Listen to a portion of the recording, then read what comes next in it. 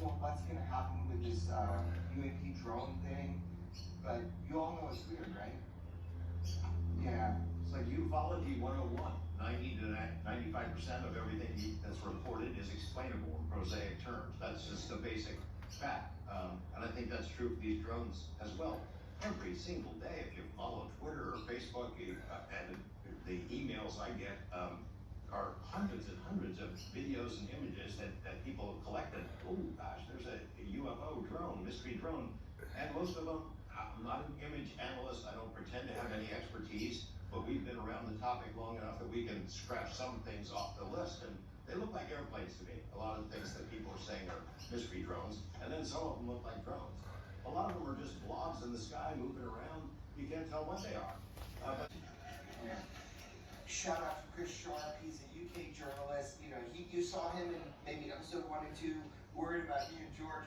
I'm worried about Chris Sharp because he's working in the UK system where journalists don't have as much protection. I don't know what's going to happen. All I know is that we're at a breaking point. We're at a breaking point because whistleblowers are coming forward, and we wouldn't be putting it out if it wasn't something we believed in. The use of drones as sort of a blanket explanation for strange stuff in the sky is, we were just joking about it a couple of months ago, but it's drone-a-palooza. It's drones is the new swamp gas.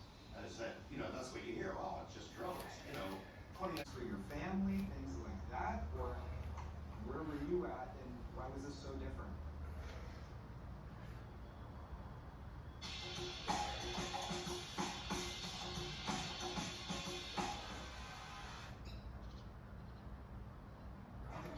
I'm alive.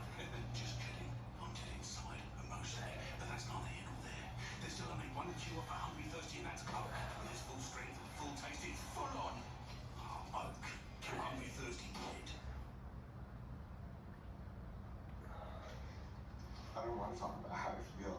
So yeah, it's like... That was shown in the series, in the finale of the series. I was real. We met this guy in a park, but we thought, in another state, that we thought it was going to be okay. See this odd vehicle. It's the only one in the park that's there ahead of us. You know what, let's move somewhere else. We go, 15 minutes away, go to this pizza place, park on a side street. That damn car is right behind us when we came out. They didn't mind us knowing what they were doing. It was meant to intimidate.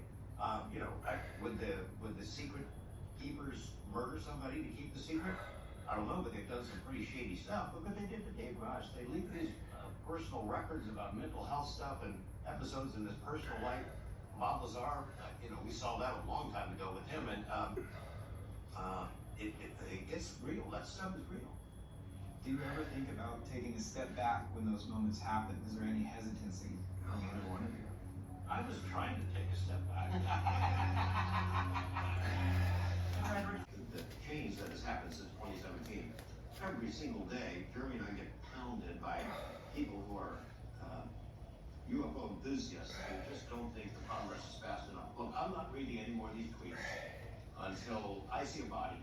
I don't want to hear any more UFO interviews. I don't want to hear about any UFO whistleblowers until you open the doors, there's the saucer, that's what I'm waiting for. I want it delivered to my door with a sandwich. Every day, 500 times a day, every single fucking day. My response is, well, get to it. You don't need a license to investigate this stuff. We don't have a security clearance. Today comes new levels of joy, new heights of adventure, new oceans of fun. Now with up to $600 per room to spend on board. Book online at P&O Cruises. Holiday Platinum Laundry Sanitizer removes 99.9% of sneaky cattle germs.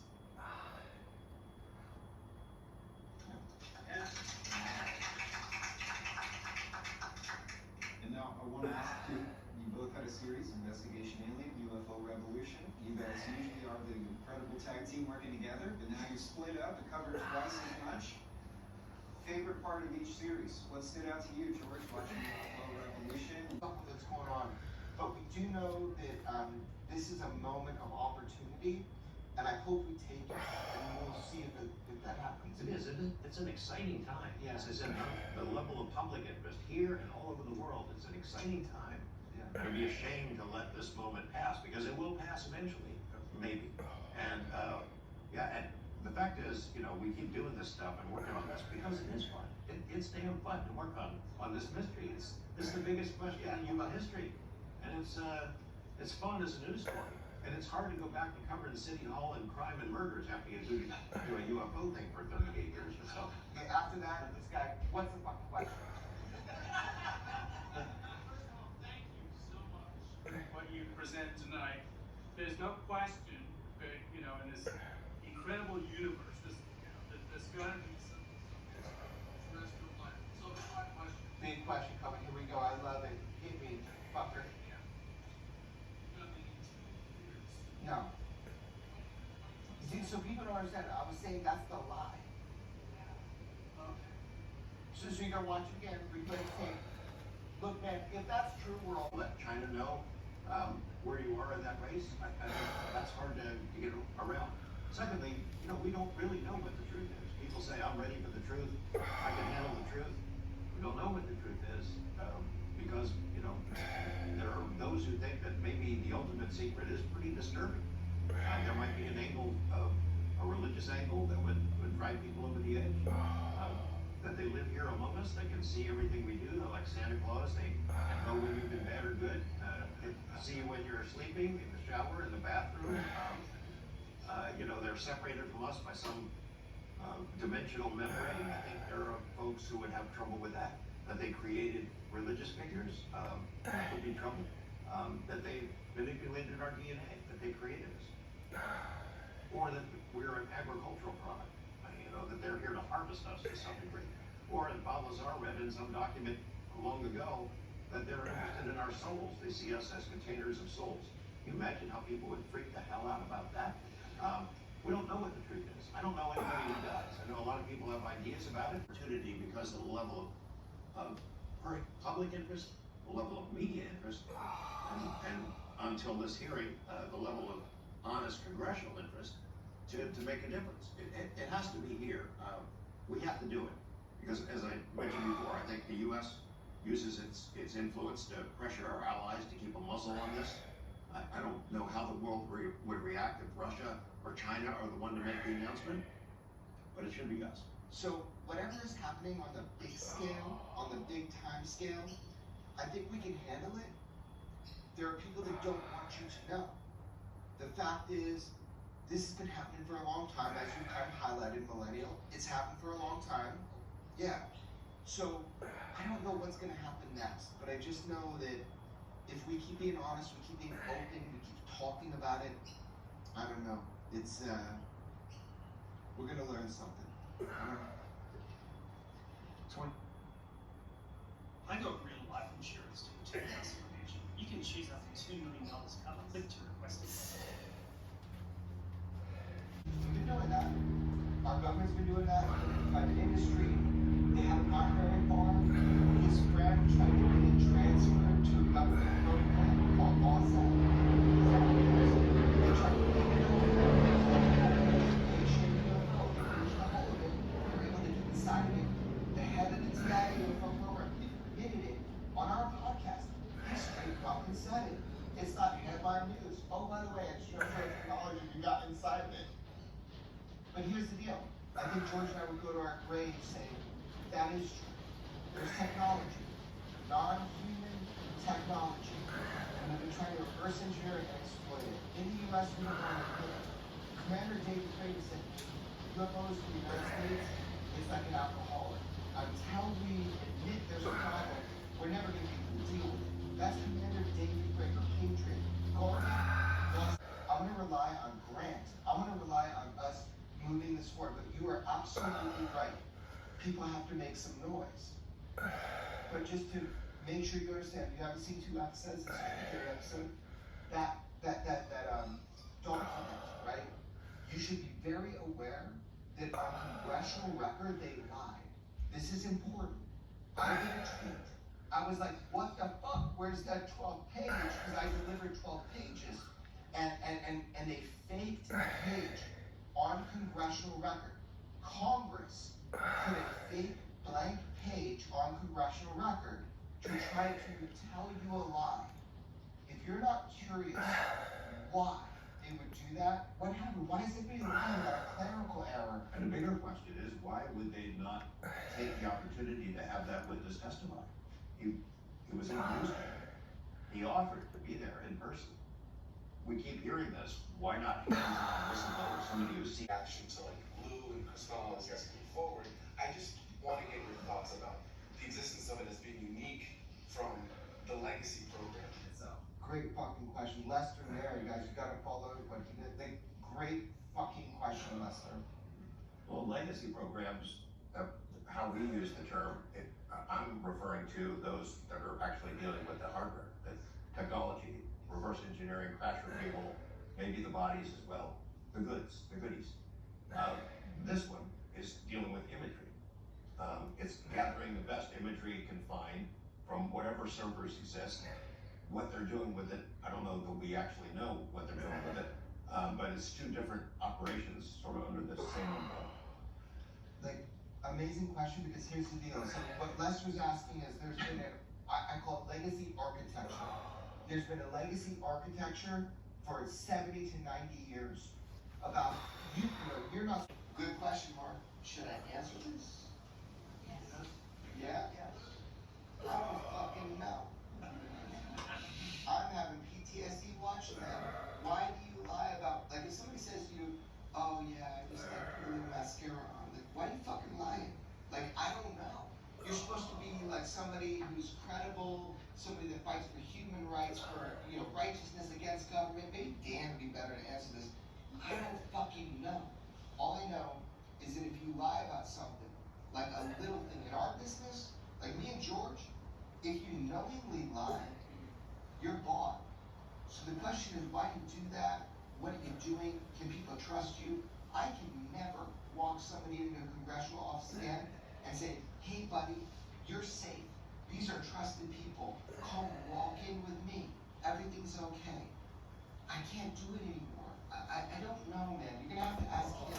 Somebody else at risk, and I said, you can trust these congressional members. And I went into Birch's office. We gave him a 22-page version of the Immaculate Constellation document.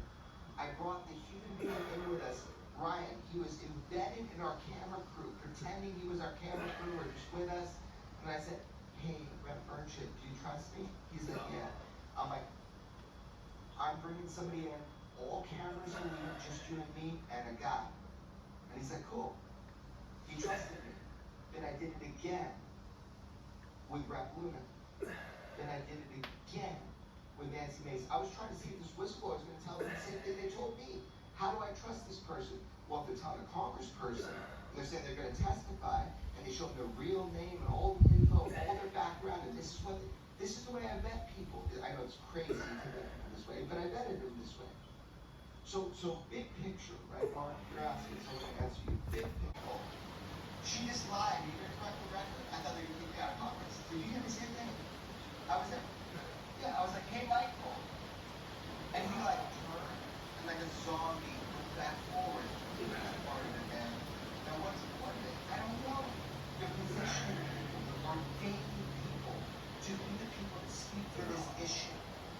That is, I think, the real story. You know, it's the obvious answer. I think it's true. I think that there's people in position that they want to shape the emerging European narrative. And I think people can be bought. And I think they can testify 17 fucking times in Congress because they're bored. But I don't know. You should ask the human being and I can talk about me. What I know is I'm fucking hard to protect whistleblowers. I know you never trust that system. I think George can answer this. He has seen this for 40 years. When you go to Area 51 and look around and look around at EG&G, some of these other companies where the stuff was supposed to be stacked, and they said, look, I didn't find what I was looking for, but I'll tell you, I think the cover up is real, and they are hiding this. And when we get to the bottom of it, some of them are going to go to jail. They're going to go to prison for diverting legitimate national security funds to keep this cover up going. That's one reason.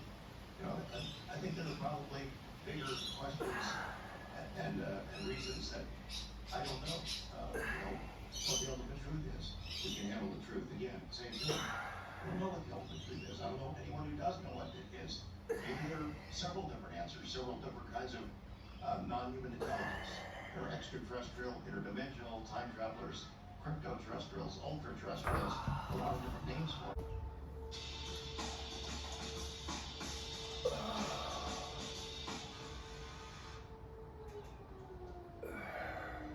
Yeah, we will. Who said that? Yeah. Trust in that. We fucking will. We'll give it up for George Knapp and Jeremy Corbell. Thank you so much, guys. Okay. You know, not to beat a dead horse here, but there's a couple of things I think we should review after that Q&A session with the public. And a lot of good questions were asked there. For one thing, you know, in my take on what happened in D.C. at that hearing, it was a gift that it played out this way. If that hadn't been done in such a clumsy, heavy-handed way, where they had to flip over their cards and show what's in their hand, it wouldn't have been as obvious. You couldn't make the argument that somebody there's a Twisted or in trouble. And then to hear Nancy Mace credit Schellenberger for delivering on a congressional record a document that she knew I wrote her 2 months prior with the person that authored it. It was so surreal. I was like, this has got to be an error, like, right? Just correct the error because this is important. This is chain of custody. This is me protecting sources. I gave my word how this was going to go down. But what you're referring to, and this would really click me, when she started saying, oh, I want to thank Michael Schellenberg for delivering 12 pages, a 12-page document to Congress, I knew that 12 pages was the one, the context page that I put on there. They put 12 pages on the congressional record after I called it out, and it was blank. They fabricated, you know, Jesus.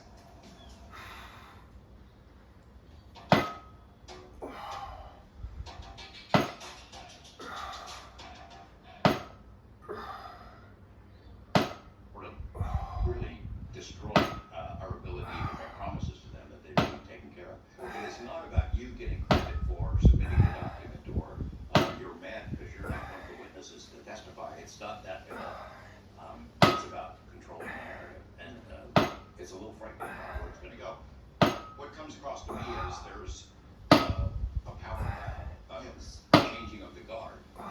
If these materials that we're talking about, both the images that were collected, People's ambitions get ahead of protection. And in this world of whistleblowers, you need to be able to protect people. There needs to be chain of custody for trust. again, I would say the way that this was so ham-fisted and obvious is kind of a gift because it allows people to see through the smoke and mirrors here. And as far as if there is in fact protecting of the guard and that the materials that we're talking about are going to be transferred from the old aerospace giants who kept it for all these years and done very little with it into the hands of tech pros, space pioneers. I don't care. I don't have a horse in that race. If they can exploit it and if it benefits America. Be paced when your people come forward because you're going to have disinformation coming as well as good information. It almost feels like what the basketball term is flooding the zone, that there's so much coming in of various degrees of credibility that it's hard for the general public and the UFO public to judge what's real and what isn't. Yeah, it's kind of chaotic right now, and you don't know where to put your trust. You know, look, we do our best as journalists to take years to vet people. There are people coming forward that will be working with us, and this isn't like something we learned about last week. These will be people that we've been in contact with for a period of time.